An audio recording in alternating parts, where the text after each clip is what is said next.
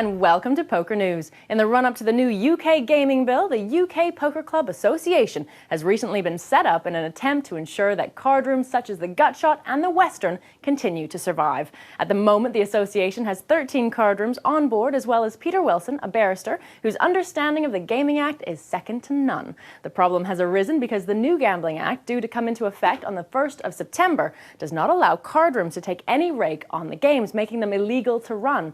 Instead, they're set up in favor of casinos who are legally within their rights to not only charge membership, but also take as much rake as they see fit. According to the association, the government has effectively carved the card rooms out of the Gambling Act, as they stand to make a lot of money from casinos. In fact, casinos with profits of over £10 million will have to give 50% of their profits to the government as tax. Two-time World Series main event winner Johnny Chan is teaming up with a casino school in Buffalo to offer an online educational course for future dealers, with Chan devoting a whole hour a month to the training center.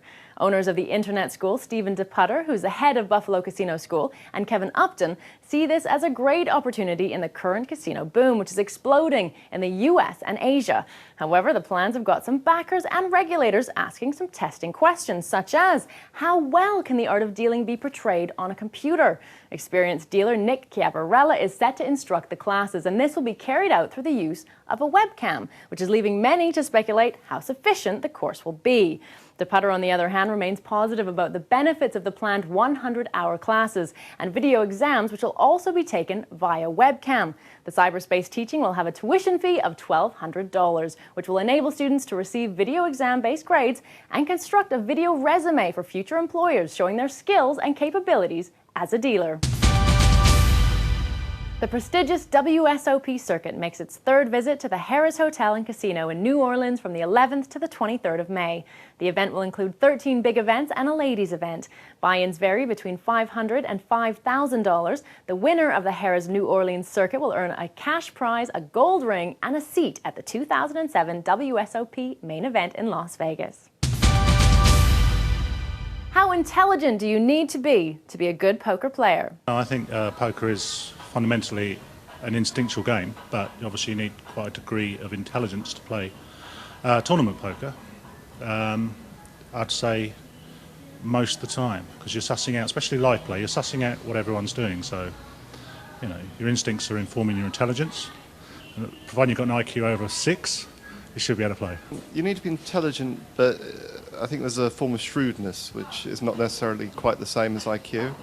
And you know, you see people who are very well adapted to the poker table who possibly aren't equally well adapted to real life, if there is such a thing.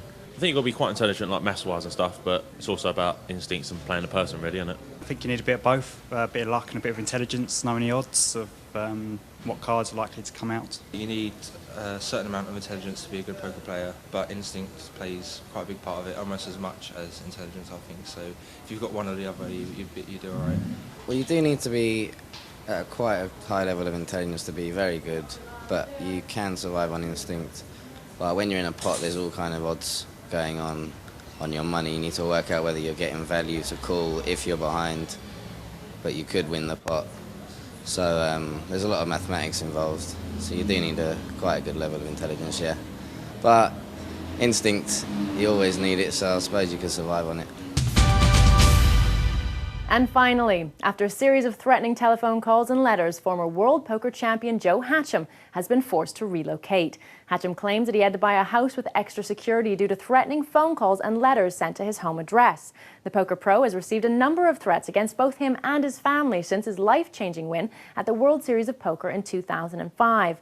Hatcham admitted to being naive after he won the poker world's biggest prize, believing that he would return to a normal suburban life. He said, "I just thought I'd be a world champion, get a nice endorsement, and go back to my normal life. There's nothing normal about my life these days. Gosh, all that money must be a real burden." That's all for me. I'll see you next time.